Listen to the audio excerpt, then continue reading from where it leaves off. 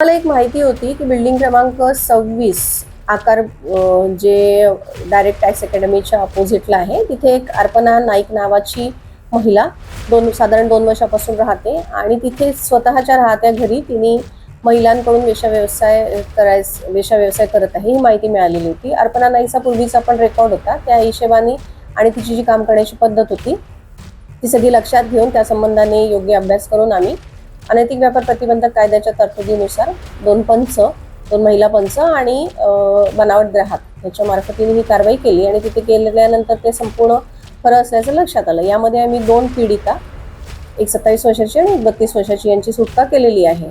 आणि ज्यावेळी ही धाड कारवाई झाली त्यावेळी तिथे एक पुरुष आरोपी फिरोज खान वल्द अब्दुल खान, जो की अर्पणा नाईक यांचा फ्रेंड आहे, तो तिथे होता. त्याला आणि त्यानंतर थोड्या वेळाने अर्पणा नाईक आणि तिथे एक विधी संघर्षग्रस्त बालक होता त्यांना ताब्यात घेतलेला आहे.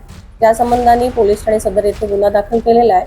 या संपूर्ण कारवाईमध्ये सहाय्यक पोलीस निरीक्षक श्री नानवरे यांचा सहभाग होता. या व्यतिरिक्त ही कारवाई, ही माहिती आणि या संबंधातला संपूर्ण अभ्यास पोलीस अंमलदार कमलेश आणि पोलीस अंमलदार लक्ष्मण यांनी केलेला होता.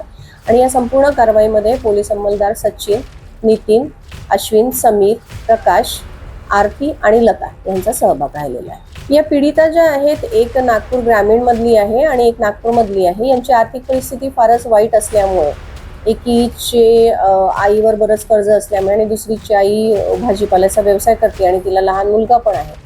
अशा परिस्थितीमध्ये प्रत्येक ग्राहकाच्या मागे 500 रुपये अशा प्रकारे किमान 3-4 ग्राहक देण्याचं अर्पणा नाईक यांनी त्यांना प्रॉमिस केलेलं होतं आणि साधारण 1 ते 2 तास फक्त काम केल्यानंतर त्यांना 1-1 हजाराची कमाई होत होती. त्याच्यामुळे या 2 महिला ज्या पीडित आहेत त्या तिच्याकरता ते काम करण्याकरता तयार झालेल्या होत्या.